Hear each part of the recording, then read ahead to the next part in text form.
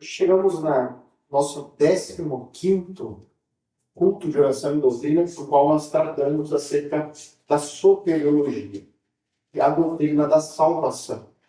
É uma das doutrinas mais importantes, ou que nós deveríamos estar mais atentos, porque disso depende a nossa alma. Na semana passada, nós falamos sobre um aspecto dentro dessa doutrina, que era a reconciliação. Lembram? Quem esteve aqui?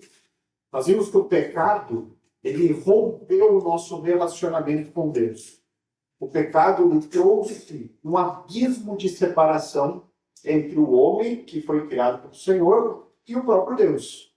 Então, nós vimos que o homem, ele nasce com a mancha do pecado original, ele nasce com um coração pecador, com um coração corrompido, com um coração que não ama a Deus e que não busca a Deus por vontade própria.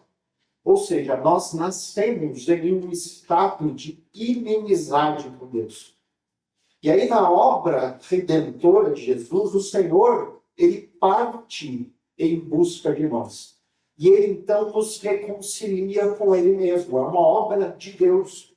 Mas esta reconciliação que o Senhor providencia a nós por meio da morte de Jesus, por meio do Espírito Santo que nos alcança, que nos faz crer, nos faz amar a Deus, é mais do que uma reconciliação de uma amizade que foi rompida. E é isso que nós vamos aprofundar um pouquinho hoje. Nós vamos aprender mais uma parte importante dentro da salvação, que é a adoção. Então, não é só um relacionamento de amizade que é defeito. O Senhor nos chama para fazer parte da sua família. Nós nos tornamos filhos de Deus. Lembram que a Bíblia, ela jamais coloca todos os homens como filhos de Deus. É diferente daquilo que nós escutamos por aí normalmente. Todos são filhos de Deus. Não, a Bíblia não coloca dessa forma. A Bíblia diz que existem duas famílias neste mundo e somente duas. A família de Deus e a família do diabo. Só há duas. Não existe uma família do meio, uma família alternativa, não. Família de Deus, aqueles que amam a Deus e obedecem ao Senhor, que buscam viver de acordo com a autoridade do seu Pai, e aqueles que são filhos do diabo. Não no sentido que são feios, horríveis, têm guampinha, um rabinho, estão pintados de vermelho. Não. É simplesmente aqueles que andam na sua vida em oposição a Deus, que não levam Deus em consideração, que não se interessam pela palavra de Deus, que não buscam viver uma vida de acordo com Deus. E, portanto, eles são semelhantes àquele que é na Bíblia colocado como o adversário de Deus, o inimigo de Deus. Então, só existem essas duas famílias. Hoje nós vamos aprender como fazer parte da família de Deus. Como sair dessa outra família nefasta, da qual todo mundo nasce, e fazer parte, então, da família do Senhor. Então, esse conceito que nós vamos aprender hoje sobre a adoção, ele aparece principalmente na teologia paulina. O apóstolo Paulo, ele utiliza esse termo para ilustrar a nova relação que o crente desfruta em Deus a partir da sua salvação. Paulo, ele vai pegar esse termo emprestado do conceito jurídico do Império Romano, das leis de Roma. Lá no Império Romano, o Império era conhecido pelo seu sistema judicial, seu sistema legal. Quando o Império ele era instalado, as pessoas que viviam no Império, elas desfrutavam daquilo que era chamado da Pax Romana. Um estado de paz, de justiça. Por quê? Porque em Roma a lei era cumprida, na base da força, na base do poder militar, mas havia ali essa paz no sentido de um sistema legal, judicial, que colocava freio nas pessoas. Então, os apóstolos, eles desfrutaram desse benefício da Pax Romana quando eles saem para evangelizar as nações. Nós vamos ver isso bastante no livro de Atos. Eles tinham estradas seguras para viajar. Eles não precisavam se preocupar com assaltantes e coisa. Por quê? Porque o Império Romano ele garantia essa segurança. Então, Paulo ele pega desse sistema judicial romano o conceito de adoção. E é bem parecido com o conceito que nós hoje temos nos nossos dias, quando um casal decide adotar uma criança. Entretanto, irmãos, a diferença principal está nos motivos pelos quais, na época do Império, alguém adotava uma criança. É diferente hoje dos motivos que os casais dos nossos dias, tá? Os motivos que levam o casal hoje a adotar. Lá na questão do Império, basicamente, 3 motivos levavam alguém a adotar uma criança. Sabe quais são? Sucessão política. Quando alguém queria deixar um sucessor, muitos imperadores romanos, eles foram adotados para garantir um sucessor no trono. Então, aquele que estava ali no trono naquele momento, ele não tinha um filho homem para fazer com que o seu império continuasse na sua linhagem. Então, ele adotava. O primeiro imperador romano, que foi Octávio Augustus, no ano 27, ele assume 27 a.C., ele foi adotado por Júlio César. Ele não era filho legítimo. Ele foi adotado e então ele assume como o primeiro imperador de Roma. Também havia uma questão de preservação da linhagem. Preservação do nome da família. Então, a genealogia ela sempre seguia os filhos, né? Os filhos do sexo masculino. Então, se um casal ele não tinha um primogênito homem, ele costumava adotar para que o seu nome continuasse na história. E também para que a sua herança fosse passada a alguém, que ela continuasse com a sua própria família. Também havia adoção como formas de fazer alianças estratégicas, fortalecer laços entre famílias importantes. Isso garantia influência política, social. Então é bem diferente dos nossos dias. Basicamente, as questões são mais afetivas, o desejo de ter filhos. Para você ter uma ideia, naquele tempo, mulheres raramente eram adotadas. Eles não adotavam meninas, eles adotavam homens. Porque os interesses eram de propagação, de herança, de poder. Então, as meninas elas não eram adotadas. E, irmãos, é bem importante nós entendermos isso, porque faz parte dos benefícios que a adoção que o Senhor faz a nós, os benefícios que nós desfrutamos correspondem e muito a esses benefícios que continham lá no Império Romano.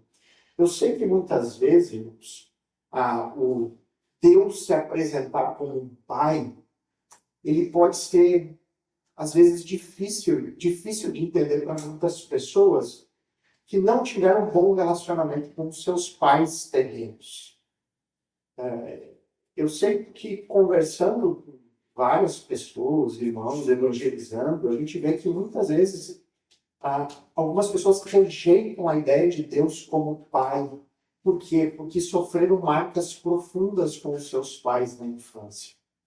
Sofreram traumas, tiveram pais violentos, pais muitas vezes com vícios, alcoólatras, pais às vezes até abusadores. E isso cria uma barreira para se relacionar com um Deus que se revela como pai. Mas nesses casos, irmãos, é importante entender que esse pai que nós temos no céu é um pai que não falha conosco. Ele é um pai redentor. Ele é um pai que nós podemos confiar, é um pai que nos ama acima de tudo. Então, é sempre importante nós lembrarmos que em Deus nós temos um pai perfeito. Pouco importa o relacionamento que eu desfrutei com meu pai terreno. No Senhor, todos nós temos um pai justo, bom, amoroso e pronto para nos acolher. Então, primeiramente, eu gostaria de tratar aqui o sentido bíblico deste termo, como ele aparece nas Escrituras. E ele é a palavra grega iotesia, que significa adoção, obviamente, e que é um substantivo. Tá? O que é o substantivo? O substantivo é a palavra que dá nome às coisas. Né? No caso aqui, essa palavra dá nome a um conceito. Qual conceito existe em adoção? É um procedimento judicial que cria uma relação de pai e filho entre pessoas não vinculadas por sangue. Então, não somos filhos de sangue legítimo, mas nos tornamos filhos por causa da declaração judicial de que agora é nosso pai. Com a criança adotada, tendo o direito a todos os privilégios pertencentes a um filho natural, incluindo o direito de herdar. Então, vejam como é, de fato, um conceito jurídico isso aqui. Existe aqui toda uma ideia por trás que vai nos mostrar os benefícios que Deus nos concede ao nos adotar como filhos. Não é simplesmente nos tornarmos amigos de Deus. O amigo nunca terá o benefício de um filho. Mas como filhos, todo mundo. Todo mundo. Algumas citações aqui. Como eu já falei, como é um termo que aparece muito na teologia paulina, os textos predominantes aqui serão textos do apóstolo Paulo. Então, por exemplo, Romanos 8:15. Os dois principais é Romanos e Gálatas. Você vai ver que no Romanos 8 nós vamos entrar várias vezes aqui para fazer a leitura. Então, abra aí Romanos 8, verso 15. Diz ali o texto: porque vocês não receberam o espírito de escravidão para viverem outra vez atemorizados, mas receberam o espírito de adoção, por meio do qual clamamos Abba. Então ele diz, olha, nós não recebemos da parte de Deus o espírito de escravidão. Não, o Senhor não nos resgatou do mercado de escravos. Lembra que nós falamos sobre isso no resgate, né? Ser resgatado por Deus na redenção. Deus não nos tirou daquele mercado de escravos para nos fazer servos dele, no sentido de simplesmente um relacionamento de alguém que manda e o outro obedece. Não. Quando Deus nos resgata, Ele nos chama para a sua família. Ele nos chama para ser filhos. E aí, então, nós podemos chegar a Ele e dizer, Abba, Pai. Irmãos, esse termo, Abba, Pai, é um termo carinhoso usado naquele tempo, no período do primeiro século, para falar com o seu pai. É um termo carinhoso, tipo papai. Sabe aquela expressão mais carinhosa possível para chamar o pai? É isso indica respeito e indica carinho. Então ele diz, olha, agora você pode, diferente de um servo que vai sempre se prostrar diante do seu Senhor, como aquele que precisa obedecer, nós não precisamos ter esse tipo frio de relacionamento. Não, nós podemos chegar a Deus e dizer, Pai, escuta a minha oração, com carinho, com amor, como alguém que se importa conosco. Essa é a ideia. Agora vai para Gálatas. Gálatas 4:5.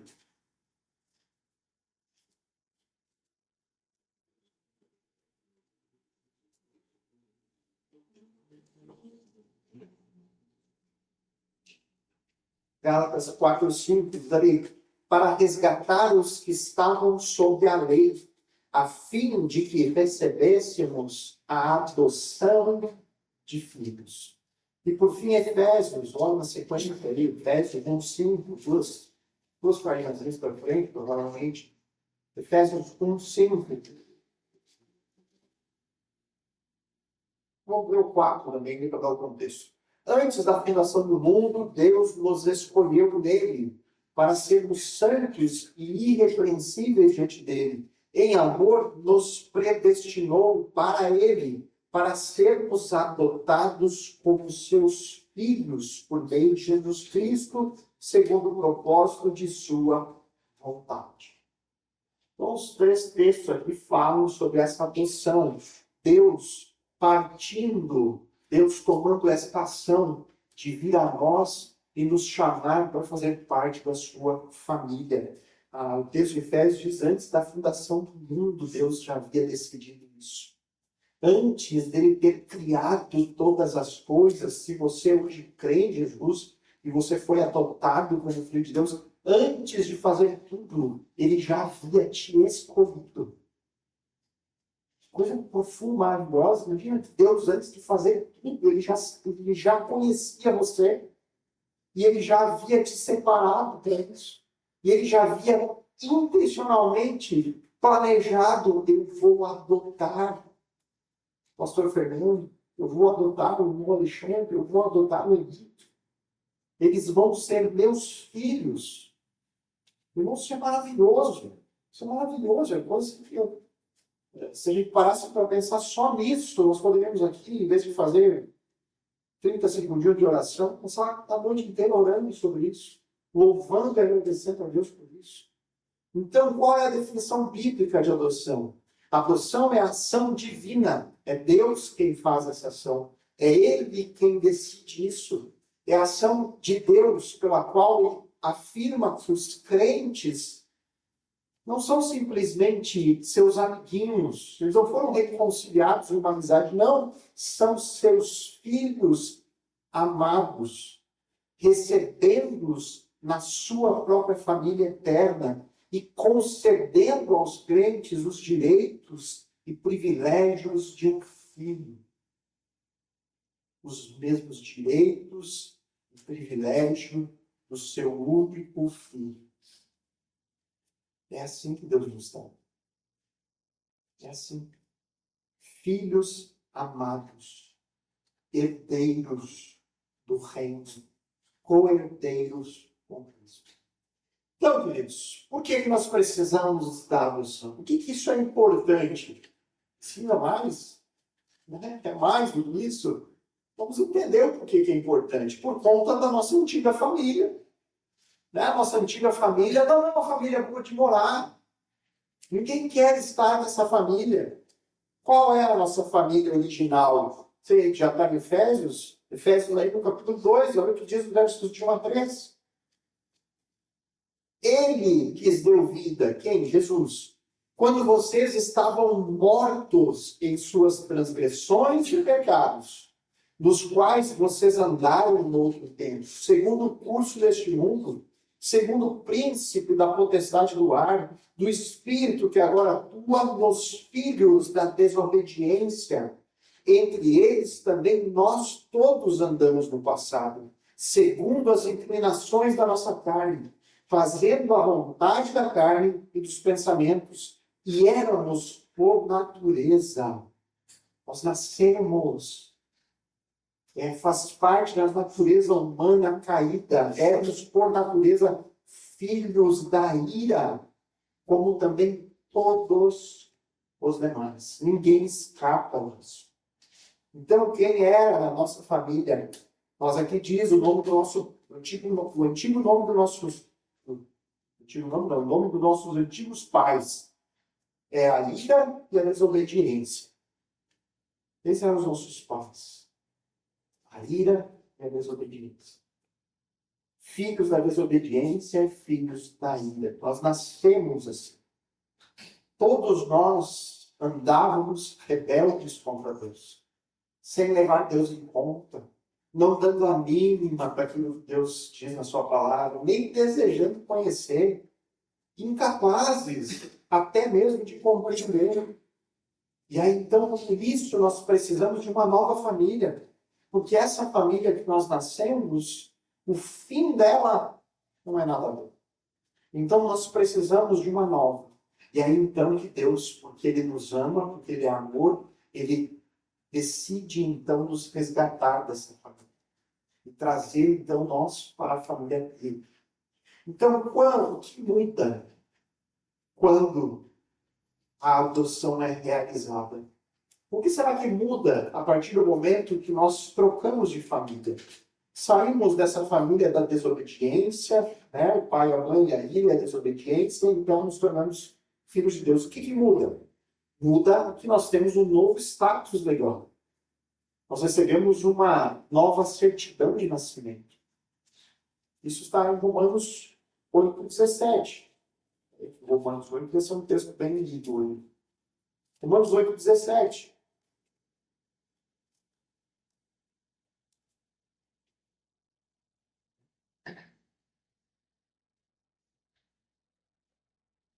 Se somos filhos, somos também herdeiros. Herdeiros de Deus e co-herdeiros com Cristo. Se com Ele sofremos, para que também com Ele sejamos glorificados. Então, nós recebemos lá uma nova certidão de nascimento, que mostra que agora nosso Pai é o Senhor. E agora, que o nome do nosso Pai na certidão consta Deus, nós nos tornamos herdeiros. Nós temos direito a essa herança. E Ele nos concede isso por livre, espontânea vontade, soberana vontade. Nós nos tornamos herdeiros. Então, muda o nosso status legal. Nós não fazemos mais parte daquela família. Nós não temos mais a herança que está reservada para aquela outra família. O que está reservado para aquela família? A ira de Deus. Tormento eterno, é isso que a Bíblia fala. Os filhos da desobediência perecerão eternamente. Não tem como suavizar o que a Bíblia diz sobre isso. Mas em Cristo nós nos tornamos co-herdeiros com Ele. E aí então está reservado para nós a herança celestial. O reino de Deus. É isso que nos aguarda. E também há uma outra mudança nisso. Uma nova vida se inicia a partir da luz. As coisas mudam. Antes, nós éramos parecidos com aquele pai da antiga família. Porque éramos filhos da desobediência, nós refletíamos isso na nossa vida. Nós refletimos desobediência. Agora, nesta nova família, nós temos e nós vamos, isso não é nem por força nossa, é naturalmente, nós vamos nos tornando cada vez mais parecidos com este que é o nosso Pai. Então, nós temos alguns textos que nos mostram isso. Lucas, Evangelho de Lucas, no capítulo 6, verso 36. Olha só como nós temos que refletir o nosso novo Pai. Jesus ensina aos seus discípulos, sejam misericordiosos, como também é misericordioso o Pai de vocês. Imitem o Senhor, sejam imitadores de Cristo. Então ele diz, olha, exerçam misericórdia com as pessoas, porque assim é o Pai de vocês. Ele é misericordioso. Então, seja como Ele. Agora, lá em Efésios 5:1.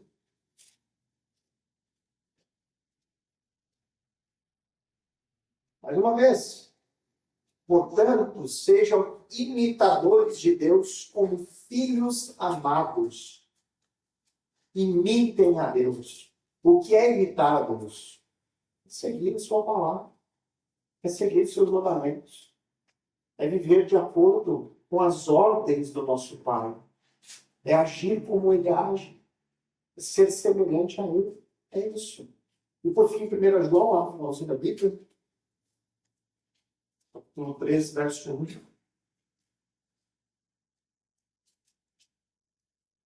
Esse texto ele enfatiza a diferença das famílias. Como se torna evidente uma separação. Antes nós éramos como todo mundo, filho da ira e da desobediência.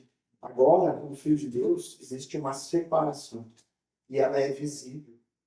Vejam que grande amor o Pai nos tem concedido, a ponto de sermos chamados filhos de Deus. E de fato somos filhos de Deus. Por essa razão, o mundo não nos conhece, porque não o conheceu. Assim como o mundo rejeita Deus, o mundo rejeitará os filhos de Deus.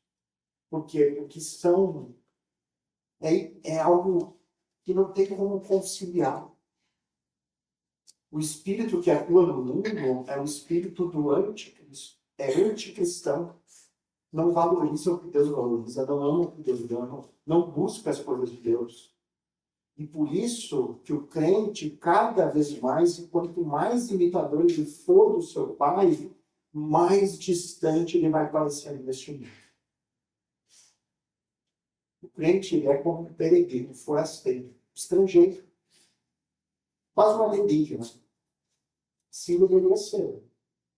Então, se na nossa vida não tem nada de diferente, se a gente não está encontrando nenhuma dificuldade com este mundo lá fora, então, talvez a gente esteja sendo mais semelhante ao mundo do que aquele que nos resgatou, aquele que nos adotou. Então, irmãos, é natural que haja aflições, que haja conflitos de interesse.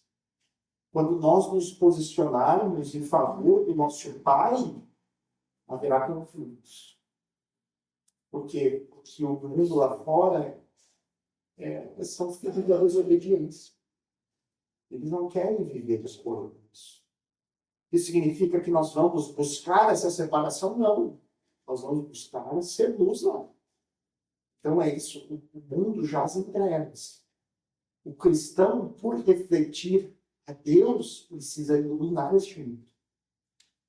Precisa mostrar que há Deus, que Deus existe, que há salvação.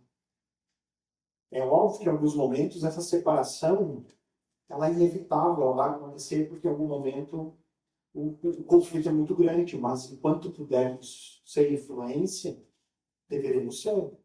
Mas nós vamos sempre, como filhos, refletir o nosso Pai. Não há aqui como unir essas duas coisas. Ainda seguindo, quais são os benefícios dessa adoção? E aqui eu gostaria de listar uma série de benefícios que nós desfrutamos quando nós somos adotados pelo Senhor. O primeiro deles, perdão. Ao nos adotar como filhos, o Senhor nos perdoa. Então aqui, abra em Mateus, nós temos Mateus 6, o Sermão da Montanha, que é a oração modelo que o Senhor nos ensinou. A oração do Pai Nosso. Mateus 6, versos 9 a 10.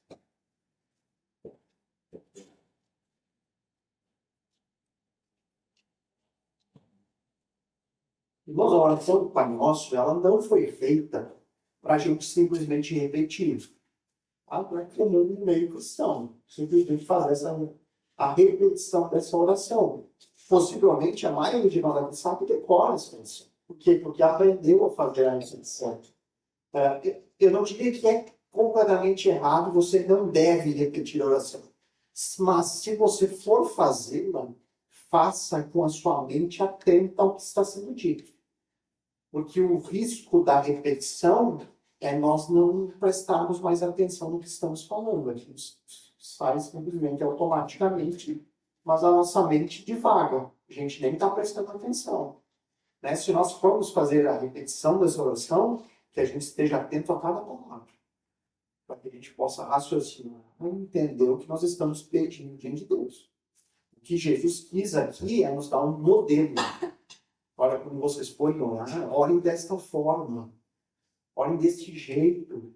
Peçam essas coisas. Mas façam isso com as suas palavras. Não está dizendo para repetir a Bíblia. Pode ser feito de qualquer jeito, da maneira que você entende. Então aqui ele diz assim, portanto, orem assim.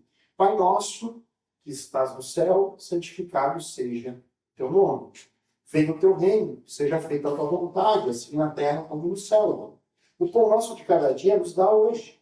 E perdoa-nos as nossas dívidas. É um pedido de perdão. Então o Senhor, como filhos, tem oração do Pai nosso, é a oração daquele que é nosso Pai, que nos adotou. Nós estamos pedindo a Ele, Pai, nos perdoa. Aqui, Mateus, ele faz a transcrição da oração como dívidas.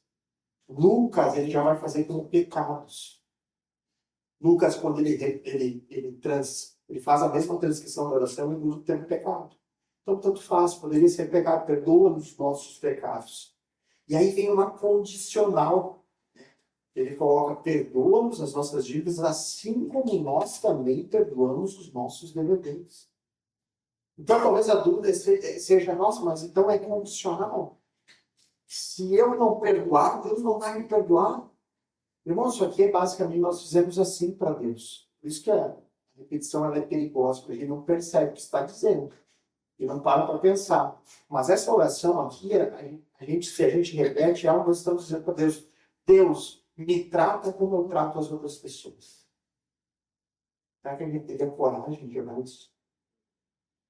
Senhor, me trata do mesmo jeito que eu trato os outros. Eu não faço isso oração. Eu não faço.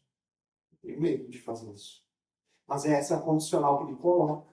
Isso quer dizer que o perdão de Deus ele está vinculado à nossa atitude? Não. É que aqui Jesus está tratando a diferença de um simples falar com um crer de verdade. Irmãos, hoje em dia qualquer um pode dizer que é crente. Qualquer um pode falar, eu creio em Jesus. Mas o que Jesus está querendo nos ensinar é que a nossa atitude ela tem que ser condizente àquilo que nós falamos. A nossa atitude ela tem que ser condizente à profissão de fé que eu faço. Então, é como se ele dissesse, Senhor, perdoa os meus pecados, porque na minha vida eu tenho demonstrado essa mesma disposição com as pessoas. Eu entendo isso, eu estou aqui pedindo ao Senhor por perdão. E eu tenho me esforçado também em perdoar qualquer um que cometa uma ofensa contra mim. Porque eu reconheço que o perdão que o Senhor me concedeu é infinitamente maior. Se o Senhor me perdoa dos meus pecados, quem sou eu para não perdoar alguém? Essa é a evidência de uma verdadeira fé e conversão. É o entendimento do tamanho do perdão que nós recebemos em Deus. A nossa ofensa contra o Senhor excede em muito qualquer ofensa que for cometida contra nós. Então, se eu, neste mundo, retenho o perdão a alguém, talvez seja um sinal que eu ainda não entendi o que o Senhor fez por mim. Eu ainda não entendi o tamanho do perdão que o Senhor me concedeu ao me adotar para sua família. Essa é a reflexão que nos é estimulada. Então, o primeiro benefício como filhos é ser perdoados. Se o Senhor nos adotou, é porque Ele nos perdoou. Agora, como perdoados, a nossa tarefa é diariamente ir a Ele como um Pai e clamar, Senhor, me perdoa. Às vezes por pecados específicos que nós sabemos que cometemos, às vezes simplesmente perdão pelo coração enganoso que nós temos. Mas o perdão, essa busca, ela é diária com o Senhor. Diariamente nós vamos até Ele. Como nosso Pai, nós pedimos perdão. E Ele nos concede. Nos concedeu e continua nos concedendo. Segundo, isso aqui também é maravilhoso, garantia do amor. Irmãos, dois textozinhos aí. Primeiro, Salmo 103, verso 13.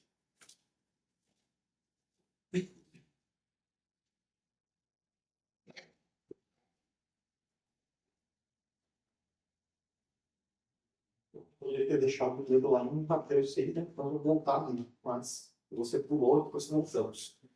Salmo 103, verso 13, diz ali: como um pai se compadece de seus filhos, assim, desta forma, é dessa maneira, para que a gente entenda o que Deus fez por nós.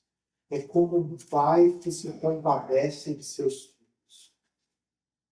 Se você é pai, você entende muito bem isso. Se você ainda não é, eu vou saber. Se você é mãe, você também pode ter um vislumbre disso, não é só o pai. Nos nossos relacionamentos, se você é filho, você também pode ter um vislumbre disso, mas essa é a ideia. O Senhor quer que a gente entenda a maneira como Ele nos trata. Como o pai se compadece seus filhos, assim o Senhor se compadece dos teus. E aí volta lá para Mateus. Esse é um textozinho também que ele deve guardar no coração. Versos 31 a 34. Vamos ver o verso 25, né? Ele é um texto extremamente atual. Por quê? Porque talvez nós vivemos a geração que mais sofre com ansiedade. Mas é raro você não encontrar alguém que não lute contra a ansiedade. Que não esteja ansioso com as coisas. Que não sofra com medo do amanhã. Que não perca seu sono. Nós vivemos uma geração doente nesse sentido. Realmente sofrendo fortemente. Onde nós encontramos a saída para isso? Nas Escrituras. Na Bíblia. Não é no psicólogo. Não é no psiquiatra. Não é na terapia. Sabe por quê? Porque esses caminhos oferecidos lá fora, irmãos, não que não tenha nada bom nisso, tá? Não estou falando aqui que é totalmente desprezível. Mas, irmãos, eles começam no lugar errado e terminam no lugar errado. A Bíblia, a palavra de Deus, ela fala que o problema da nossa ansiedade está aqui dentro. Está em um coração pecador. Caído. E a solução para isso está fora de nós. Está em Jesus. Jesus é a solução. A redenção é a solução. A adoção é a solução para a nossa ansiedade. Enquanto que essas soluções apresentadas lá fora, que são pensadas longe da palavra, elas dizem a nós que o nosso problema está fora de nós. O nosso problema é trabalho, o nosso problema é mundo, o nosso problema é a situação econômica. Diz que o problema é lá fora e que a solução está aqui dentro. Você precisa encontrar a solução dentro de você. Irmãos, isso é o oposto. Isso é o oposto do que a Bíblia ensina. Então, um bom remédio para a ansiedade é esse texto aqui. É ler, reler, ler de novo, até que encontre morada aqui. E aqui eu não vou ler tudo ele, mas você pode marcar aí para ler durante a semana. Vou ler só os versos 31 e 34, que diz ali. Portanto, não se preocupem dizendo que comeremos, que beberemos, ou com que nos vestiremos. Irmãos, então, são as preocupações da nossa vida no dia de amanhã. Perdi o emprego. As coisas estão ficando cada vez mais caras. Eu não vejo uma perspectiva melhor para o amanhã. E aí eu começo a me preocupar, nossa, será que amanhã eu vou ter como pagar minhas contas? Será que amanhã eu vou ter o que comer, o que beber? E aí o Senhor está dizendo, não se preocupem dizendo essas coisas. Porque os gentios é que procuram todas essas coisas. É aquelas pessoas que não conhecem a Deus. Que não conhecem a palavra, que não conhecem as promessas, que não entendem que foram adotadas. O Pai de vocês, que está no céu, sabe que vocês precisam de todas elas. Deus sabe que nós precisamos. E por isso ele diz, mas busquem em primeiro lugar o reino de Deus e a sua justiça. E todas essas coisas lhes serão acrescentadas. Portanto, não se preocupem com o dia da manhã, pois o amanhã trará os seus cuidados. Basta ao dia o seu próprio. O nosso coração descansa quando nós descansamos no Senhor. Quando nós realmente entendemos que o Deus soberano, todo-poderoso, Criador de todas as coisas, Ele é o nosso Pai e Ele cuida de nós. Quando nós gravamos isso, quando nós confiamos nisso, quando nós depositamos a nossa fé nessa realidade, o que eu deveria? Qual a chance de Deus não dar ao seu filho aquilo que ele precisa? Talvez eu não tenha a condição de escolher o que eu quero comer, ou escolher a marca da roupa que eu quero vestir. Mas o Senhor promete que nunca faltará alimento na casa. O Senhor promete que nunca faltará roupa na casa. ela pode vir de doação. Mas não faltará. O Senhor providenciará. Isso não é também um recado, fique em casa que vai vir. Não dá nem trabalhar mais. Não. O cristão sabe que ele precisa trabalhar. É mandamento do Senhor. Nós vamos, mas se nós estivermos fazendo isso e confiando no Senhor, nada vai nos faltar. Por que temer, irmão? Não há motivo para isso. É isso que o Senhor nos ensina. Também outro benefício, liberdade. Vamos lá para Romanos. Romanos 8, 14 a 16.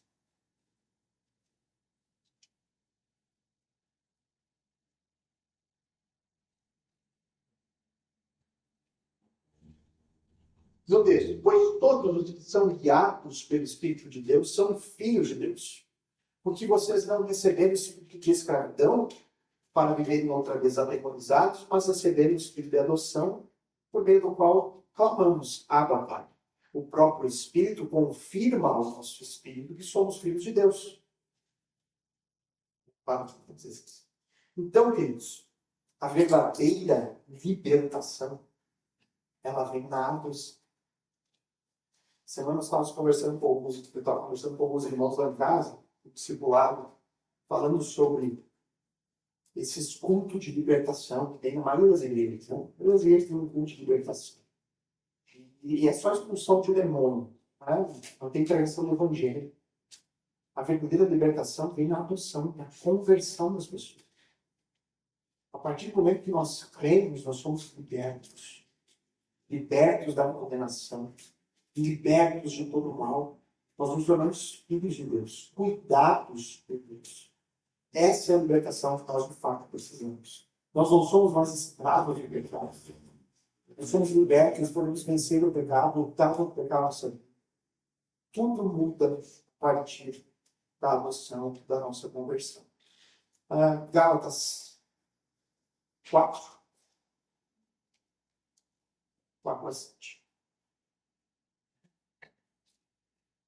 Mas, quando chegou a plenitude do tempo, Deus enviou o seu Filho, nascido de mulher, nascido sob a lei, para resgatar os que estavam sob a lei. Libertação da lei que condenava, a fim de que recebêssemos a adoção de filhos. E porque vocês são filhos, Deus enviou o Espírito de seu Filho ao nosso coração. E esse Espírito clama, Abba, Pai, mais uma vez aparecendo aqui. Assim, você já não é mais escravo, porém filho. Sendo filho, também é herdeiro de Deus. Seguindo, recebemos também uma herança da parte de Deus. Já lemos ali Romanos 8:16, vamos ler 1 Pedro. 1 Pedro 1:4.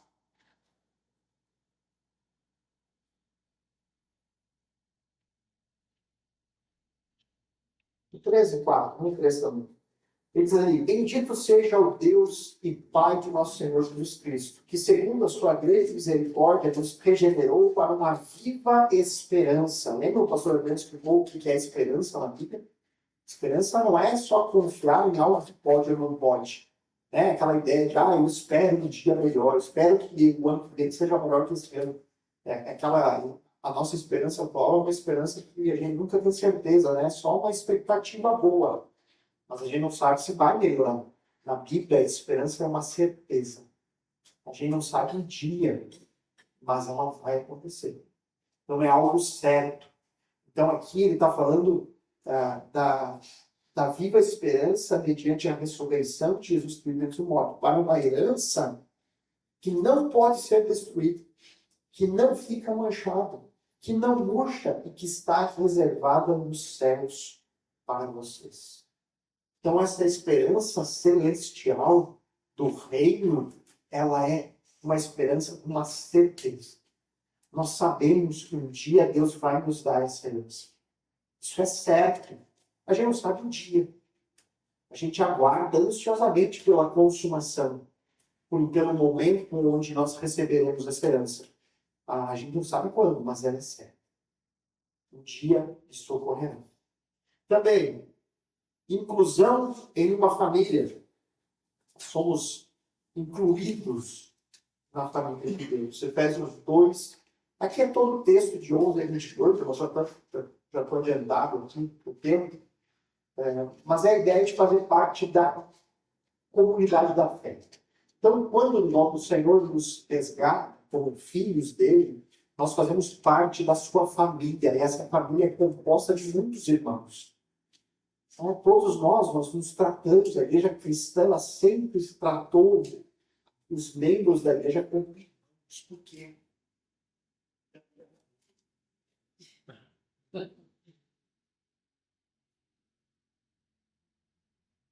E continuarmos.